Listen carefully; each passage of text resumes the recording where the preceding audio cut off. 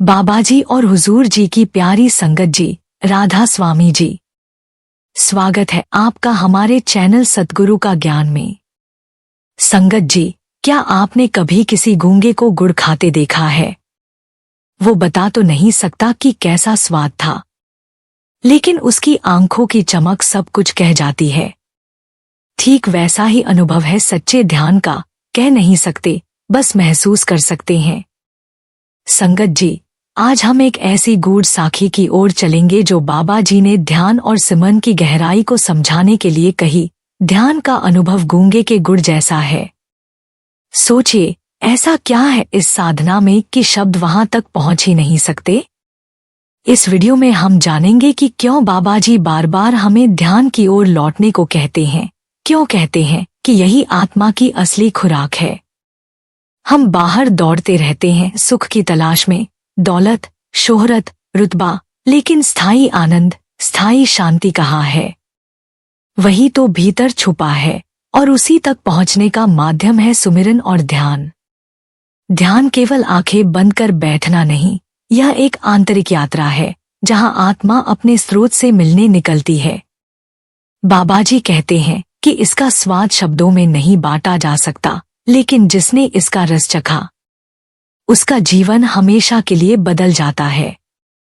तो आइए संगत जी, इस वीडियो में हम समझते हैं ध्यान का सही तरीका क्या है, इसका अनुभव गूंगे का गुड़ क्यों कहा गया है और कैसे यह साधना हमारे जीवन को भीतर से रूपांतरित कर सकती है। हमारी हाथ जोड़कर विनती है कि इस वीडियो को कृपया अंत तक जरूर देखें, और अगर आप हमारे चैनल सतगुरु का ज्ञान पर नए हैं तो कृपया सब्सक्राइब जरूर करें, ताकि बाबा जी की अमूल्य शिक्षाएं आपके जीवन में निरंतर पहुंचती रहें। संगत जी, एक समय की बात है, भारत के एक छोटे से गांव में एक साधारण लेकिन अत्यंत सजीव इंसान रहता था। उसका नाम माधव था। माधव किसान था, पर उसके चेहरे की मुस्कान और उसकी आंखों में चमक यह स्पष्ट कर देती थी कि वह केवल मिट्टी जोतने वाला नहीं था। उसके भीतर एक अद्भुत शांति और आनंद का स्रोत था, जिसे देखकर गांव वाले अक्सर आश्चर्य करते थे। गांव के लोग उसे ध्यान में डूबा हुआ देखने के आदी थे। जब भी उसका खेत में काम समाप्त होता, वह अपने छोटे से घर के पास बने पीपल के पेड़ के नीचे बैठ जाता और आंखें बंद करके गहरी सांसें लेने लगता। गांव के लोग इसे ध्यान कहते थे, लेकिन ध्यान क्या था यह किसी को नहीं पता था। गांव के लोगों को माधव का यह ध्यान हमेशा एक पहेली लगता। बच्चे उसे घेरकर सवाल पूछते, माधव चाचा, आप हर दिन क्या करते हो? माधव मुस्कुराकर कहता, बस अंदर की दुनिया देखता हूँ। बच्चे हंसकर भाग जाते, लेकिन बड़े लोग और अधिक उत्सुक हो जाते। एक दिन गांव के एक व्यापारी हरि, जो शहर से लौटा था, उसने माधव से पूछा, भाई, मैं भी ध्यान करना चाहता हूँ, यह कैसे करते हैं? माधव ने शांति से उत्तर दिया, ध्यान समझने के लिए इसे करना पड़ता है। यह वैसा ही है जैसे गूंगे का गुड़, जिसने चखा वही जान पाया। इसे शब्दों में नहीं बताया जा सकता। हरि यह सुनकर और अधिक भ्रमित हो गया। उसने सोचा, यह तो साधारण बातों में बड़ी बातें छिपा देता है। गांव में एक दिन एक यात्री आया। वह बहुत विद्वान और तपस्वी दिखता था। उसने गांव के लोगों से पूछा, यहाँ कोई ऐसा है जो ध्यान में प्रवीण हो? गांव वालों ने उत्साहित होकर माधव का नाम लिया। यात्री ने माधव से मिलना चाहा। यात्री ने ध्यान के बारे में बहुत कुछ सुना था, लेकिन खुद इसे समझ नहीं पाया। उसने माधव से पूछा, भाई, मुझे ध्यान सिखाओ, यह कैसे करते हो? माधव ने उत्तर दिया, ध्यान करना सीखना वैसा ही है जैसे गूंगे का गुड़। इसे चखा जा सकता है, लेकिन इसे समझाया नहीं जा सकता। यात्री ने इसे मजाक समझा। उसने सोचा कि माधव उसे सिखाना नहीं चाहता। उसने खुद ध्यान करने की कोशिश की, लेकिन उसका मन इधर-उधर भागता रहा। उसने हार मान ली और माधव के पास लौट आया। माधव ने उसे कहा, जब तुम खुद को समझने की इच्छा से ध्यान करोगे तो यह स्वतः ही तुम्हारे पास आएगा। अगली सुबह माधव ने यात्री को पीपल के पेड़ के नीचे बुलाया। उसने कहा, सबसे पहले अपनी आंखें बंद करो, गहरी सांस लो और अपनी सांसों पर ध्यान दो। बस सुनो कि तुम्हारे भीतर क्या हो रहा है। यात्री ने वैसा ही किया। कुछ क्षणों के बाद उसने कहा, मेरा मन बहुत बेचैन है, यह इधर उधर भाग रहा है। माधव ने मुस्कुराकर कहा, यही तो पहली चुनौती है, मन को एक जगह ठहराना। जैसे बैल को खेत में जोतने के लिए सिखाना पड़ता है, वैसे ही मन को भी सिखाना पड़ता है। यात्री ने इस प्रक्रिया को जारी रखा। कुछ दिनों तक वह रोज माधव के साथ ध्यान करता। धीरे धीरे उसने पाया कि उसका मन शांत होने लगा। वह महसूस करने लगा कि उसके भीतर कोई गहराई है जो पहले कभी उसने नहीं देखी थी। कुछ हफ्तों बाद यात्री ने माधव से कहा, अब मैं समझ गया कि आपने इसे गूंगे का गुड़ क्यों कहा। इसे केवल महसूस किया जा सकता है, इसे शब्दों में व्यक्त नहीं किया जा सकता। माधव ने उत्तर दिया, ध्यान वह खजाना है जो हर इंसान के भीतर है। इसे बाहर ढूंढने की आवश्यकता नहीं है। जब तुम इसे अनुभव करते हो तो तुम समझ जाते हो कि सच्ची शांति कहाँ है। यात्री ने इस अनुभव को गहराई से महसूस किया। वह अपने भीतर एक नई दुनिया देख रहा था जिसे उसने पहले कभी नहीं देखा था। यात्री ने गांव के अन्य लोगों को भी अपने अनुभव के बारे में बताया। धीरे धीरे गांव के और लोग माधव के पास आने लगे। हर किसी ने ध्यान का अभ्यास शुरू किया। कुछ ही दिनों में गांव का माहौल बदल गया। लोग पहले की तुलना में अधिक शांत और संतुष्ट दिखाई देने लगे। यहाँ तक कि बच्चे जो पहले माधव को चिढ़ाते थे अब उसके साथ ध्यान करने बैठ जाते। माधव के मार्गदर्शन में ध्यान गांव की एक सामान्य दिनचर्या बन गया। यह खबर आसपास के गांवों तक भी पहुंची। लोग दूर दूर से माधव के पास आते और उससे ध्यान का मार्गदर्शन लेते। माधव ने हमेशा यही कहा, ध्यान कोई जादू नहीं बल्कि अपने आप को समझने का तरीका है। जब आप इसे करते हैं तो आप पाते हैं कि सच्चा आनंद और शांति आपके भीतर ही है। समय बीतता गया लेकिन माधव की सादगी और उसकी शिक्षा का असर गांव और उसके आसपास के क्षेत्रों में फैलता गया। वह हमेशा लोगों को सिखाता रहा कि ध्यान केवल आंखें बंद करके बैठने का नाम नहीं है बल्कि यह अपनी आत्मा से जुड़ने का साधन है। गांव के लोग जब भी उसे धन्यवाद देते वह कहता, मैं तो केवल एक साधन हूँ। ध्यान आपके भीतर की यात्रा है। यह गूंगे के गुड़ जैसा है, इसे शब्दों में नहीं कहा जा सकता। इस प्रकार माधव के जीवन और उसके ध्यान के संदेश ने एक पूरे क्षेत्र को बदल दिया। यह कहानी यह बताती है कि ध्यान न केवल हमें शांत करता है बल्कि हमें अपने सच्चे स्वरूप को पहचानने में मदद करता है। बाबाजी कहते हैं कि ध्यान का अर्थ केवल आंखें बंद करके बैठना नहीं है। ध्यान वह माध्यम है जिससे हम अपने भीतर के सत्य को पहचानते हैं। यह आत्मा को परमात्मा से जोड़ने का सबसे सरल और गहन तरीका है। बाबाजी समझाते हैं कि ध्यान आत्मा का भोजन है। जिस प्रकार शरीर को जीवित रखने के लिए भोजन आवश्यक है, उसी प्रकार आत्मा को शक्ति और शांति प्रदान करने के लिए ध्यान आवश्यक है। यह आत्मा को मलिक के पास ले जाने का मार्ग है जहाँ सच्ची शांति और आनंद मिलता है। बाबाजी अक्सर ध्यान की तुलना गूंगे के गुड़ से करते हैं। वे समझाते हैं कि जिस प्रकार गूंगा व्यक्ति गुड़ की मिठास का अनुभव करता है लेकिन उसे शब्दों में व्यक्त नहीं कर सकता, ठीक उसी प्रकार ध्यान का अनुभव भी है। इसे समझाने की कोशिश करना संभव नहीं है, इसे केवल किया जा सकता है।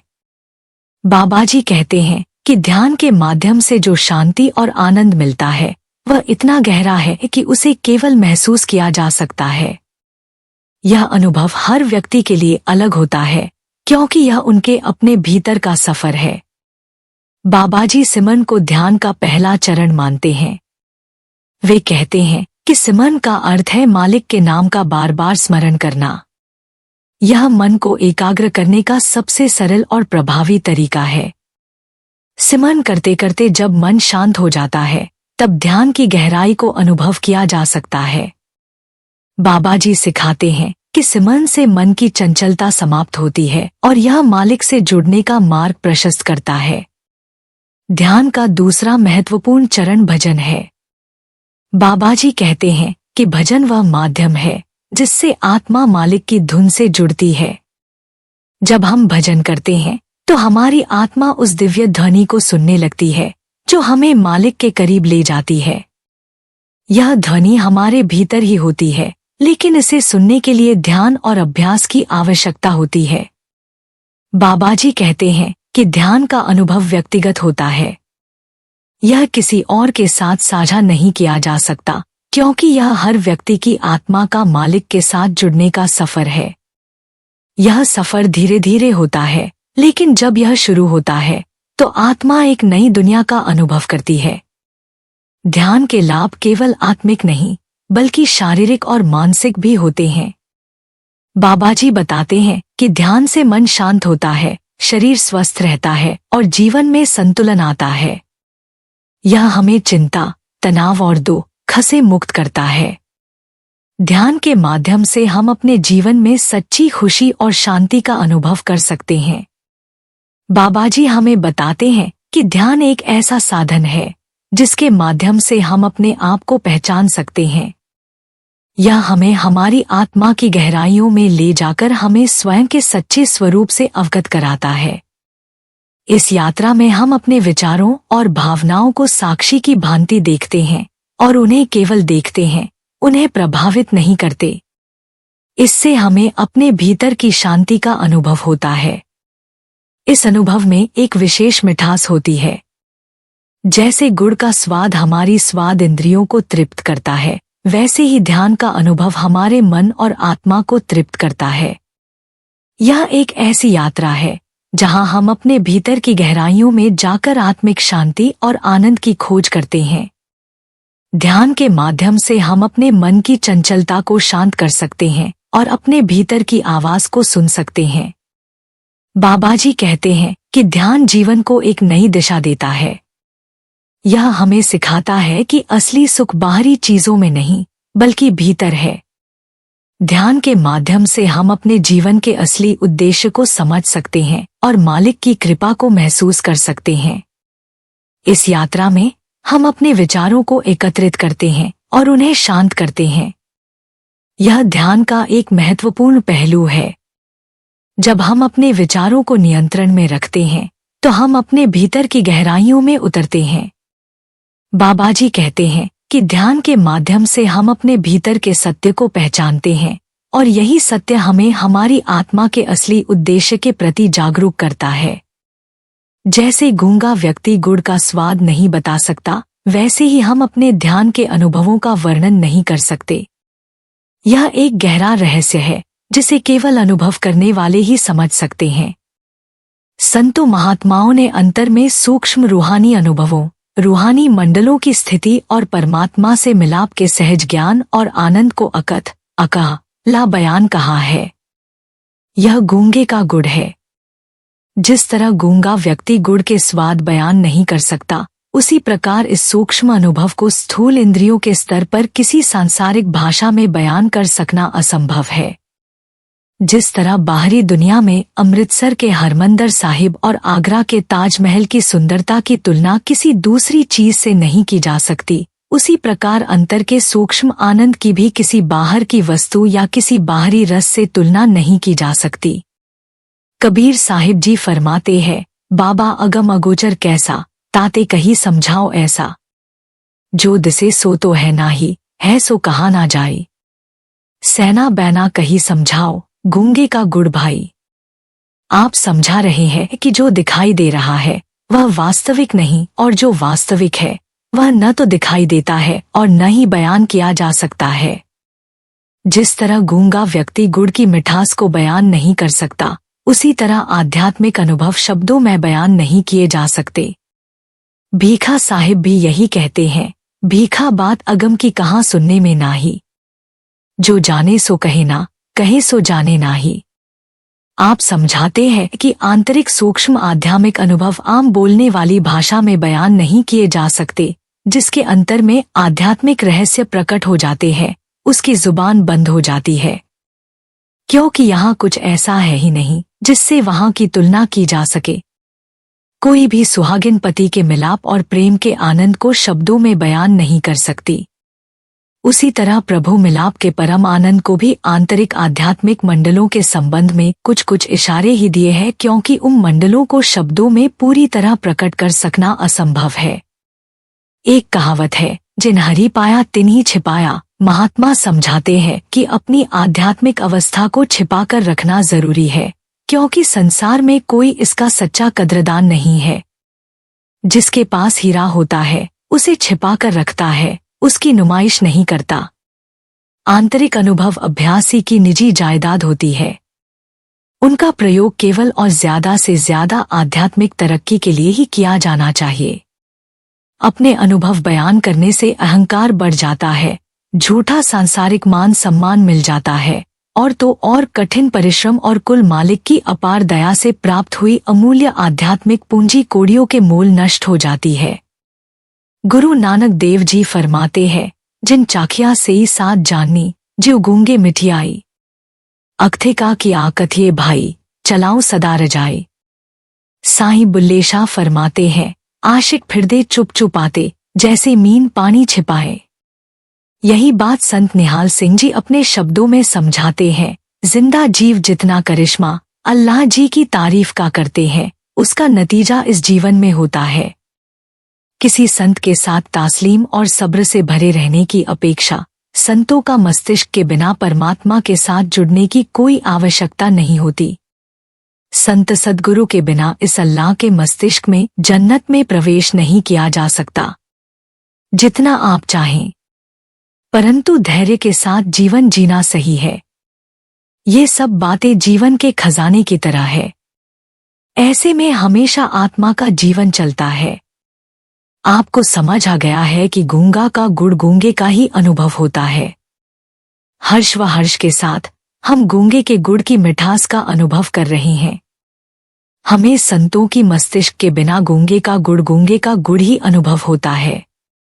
इसलिए हमें इस संदर्भ में गूंगे का गुड़ का उपयोग करने से पीछे नहीं हटना चाहिए। प्रेम में उधारी का वह हिस्सा भी अति महत्वपूर्ण है। जब आप सच्चे प्रेम में होते हैं तो आप उस आत्मा के साथ एकाकार हो जाते हैं। यह गूंगे का गुड़ की तरह होता है, जिसमें मिठास होती है, पर वह आपके मन और आत्मा में गहराई से छिपी होती है। इसलिए यह आवश्यक है कि हम अपने प्रेम के अनुभव को गूंगे के गुड़ के समान मानें, जिसे हम शब्दों में नहीं कह सकते। इस प्रकार गूंगे का गुड़ एक गूंगे के अनुभव की मिठास का प्रतीक है। ध्यान के माध्यम से हम अपने भीतर के गूंगे के गुड़ की मिठास को खोज सकते हैं। यह अनुभव एक अनमोल खजाना है, जिसे हम केवल अनुभव कर सकते हैं। बाबाजी की शिक्षाओं के माध्यम से हमें यह समझना होगा कि यह यात्रा हमारे जीवन में कितनी महत्वपूर्ण है। ध्यान के इस गूंगे के गुड़ के अनुभव के साथ हम अपने जीवन को और भी समृद्ध बना सकते हैं। बाबाजी की शिक्षाएं हमें एक गहरे अनुभव की ओर ले जाती हैं। ध्यान का गूंगा गुड़ हमें सिखाता है कि हमें अपने भीतर की मिठास को खोजना है। इस यात्रा में हमें अपने मन और आत्मा के साथ जुड़ना है और यह अनुभव करना है कि गूंगे का गुड़ हमारे जीवन में कितना महत्वपूर्ण है। ध्यान के इस गूंगे के गुड़ के अनुभव को जीने के लिए हमें इसे नियमित रूप से अपनी दिनचर्या में शामिल करना होगा।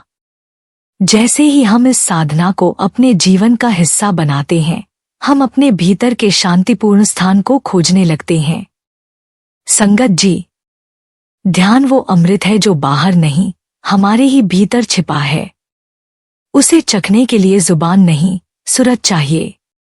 और जब एक बार चख लिया तो कोई तर्क, कोई प्रश्न बाकी नहीं रहता। आइए आज से संकल्प लें कि रोज कुछ पल मौन होकर उस गुड़ की ओर चलें, जो हमारी आत्मा की असली भूख मिटा सकता है। संगत जी, ध्यान का ये अनुभव सच में गूंगे के गुड़ जैसा है। इसे सिर्फ वही समझ सकता है जिसने इसे भीतर से जिया हो। शब्द यहाँ फीके पड़ जाते हैं और मन भी मौन हो जाता है। जब हम सच्चे भाव, पूर्ण श्रद्धा और निरंतरता के साथ सिमरन करते हैं तो धीरे धीरे भीतर की दुनिया के दरवाजे खुलने लगते हैं। वही सच्चा आनंद, वही शांति जिसकी तलाश हम बाहर कर रहे थे, वह अपने ही अंदर से फूट पड़ती है। बाबाजी हमें बार बार यही समझाते हैं कि सच्चा सुख बाहर नहीं, अंदर है, और उस तक पहुंचने का रास्ता है नाम सिमरन, ध्यान और सेवा। इसलिए संगत जी, अगर आज का यह संदेश आपके हृदय को छू गया हो, अगर आपको एक क्षण के लिए भी भीतर की मिठास का एहसास हुआ हो, तो कृपया इसे अपने मित्रों, परिवार और संत संगियों तक जरूर पहुंचाइए। और अगर आप हमारे चैनल सद्गुरु का ज्ञान पर नए हैं तो कृपया सब्सक्राइब जरूर करें ताकि बाबाजी के ऐसे ही अमूल्य उपदेश आप तक निरंतर पहुंचते रहें।